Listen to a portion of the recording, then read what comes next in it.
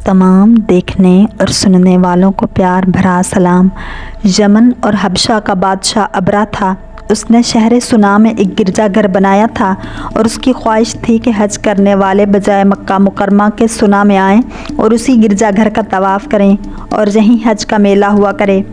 अरब खुसूसन कुरैशियों को ये बात बहुत शाक गुजरी। चुनांचे कुरैश के कबीला बनु कनाना के एक शख्स ने आपे से बाहर होकर सुना का सफ़र किया और अबरा के गिरजाघर में दाखिल होकर पेशाब कर दिया और उसके दरो दीवार को नजासत से आलूदा कर डाला। उस हरकत पर अबरा बादशाह को बहुत तैश आया और उसने मक्का मौज़मा को ढा देने की कसम खा ली और इस इरादे से अपने लश्कर को लेकर रवाना हो गया। उस लश्कर में बहुत से हाथी थे और उनका पेश रो एक बहुत बड़ा हाथी था जिसका नाम महमूद था। अबरा ने अपनी फ़ौज लेकर मक्का मुकरमा पर चढ़ाई कर दी और अहले मक्का के सब जानवरों को अपने कब्ज़े में ले लिया, जिसमें हज़रत अब्दुल मुत्तलिब के ऊँट भी थे। यही हज़रत अब्दुल मुत्तलिब जो हमारे आका हज़रत मोहम्मद सल्लल्लाहु अलैहि वसल्लम के दादा हैं, खाना काबा के मुतवल्ली और अहले मक्का के सरदार थे। ये बहुत ही रौबदार और नहायत ही खूबसूरत आदमी थे। ये अबरा के पास आए। अबरा ने उनकी बहुत ताज़ीम की और आने का मकसद पूछा तो आपने फरमाया कि तुम मेरे ऊँट मुझे वापस कर दो। ये सुनकर अबरा ने कहा कि मुझे बड़ा ताज्जुब हो रहा है कि मैं तो तुम्हारे काबे को ढहाने के लिए फ़ौज लेकर आया हूँ, जो तुम्हारा और तुम्हारे बाप दादा का एक बहुत मुक़द्दस और मोहतरम मकाम है। आपने उसके बारे में कुछ भी मुझसे नहीं कहा, सिर्फ़ अपने ऊँटों का मुतालबा कर रहे हो। हज़रत अब्दुल मुत्तलिब ने फरमाया कि मैं अपने ऊँटों ही का मालिक हूँ, इसलिए ऊँटों के लिए कह रहा हूँ और काबे का जो मालिक है वो ख़ुद इसकी हिफाजत फरमाएगा। मुझे इसकी कोई फ़िक्र नहीं। अबरा ने आपके ऊँटों को वापस कर दिया। फिर आपने कुरैश से फरमाया कि तुम लोग पहाड़ों की घाटियों और चोटियों पर पनाह गुज़ीर हो जाओ। चुनांचे कुरैश ने आपके मशवरे पर अमल किया।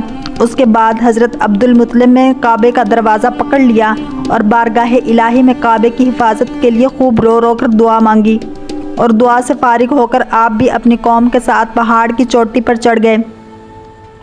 अबरा ने सुबह तड़के अपने लश्करों को लेकर काबे मुक़द्दसा पर धावा बोल देने का हुक्म दे दिया और हाथियों को चलने के लिए उठाया।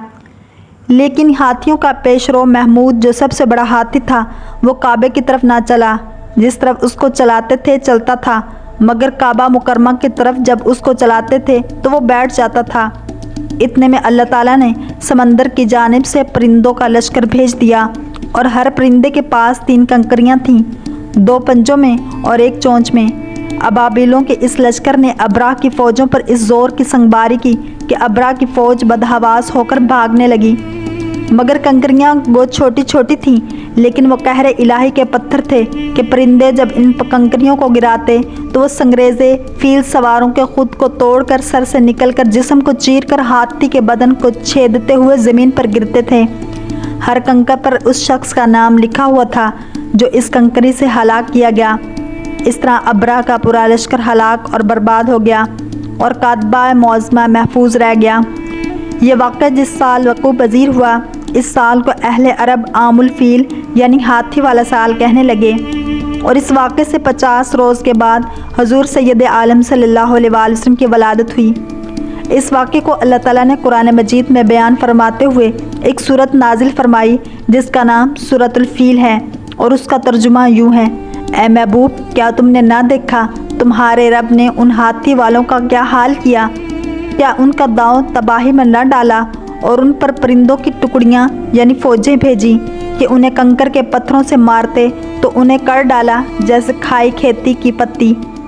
इससे मालूम हुआ कि कुरान मजीद की तरह काबा मौज़मा की हिफाजत का ज़िम्मा भी अल्लाह ताला ने अपने ज़िम्मा करम पर ले रखा है कि कोई तागुती ताकत न कुरान मजीद को फना कर सकती है, न काबा को सफ़ा हस्ती से मिटा सकती है, क्योंकि खुदावंद करीम ने इन दोनों का मुहाफ़िज़ और निगहबान है। अल्लाह ताला हम सबको दीन इस्लाम की पैरवी करने की तौफ़ीक़ अता फ़रमाए। अगर आपको ये वीडियो पसंद आई है तो लाइक, शेयर और सब्सक्राइब करना मत भूलिए ताकि ऐसे ही इस्लामिक वीडियोस आप तक पहुँच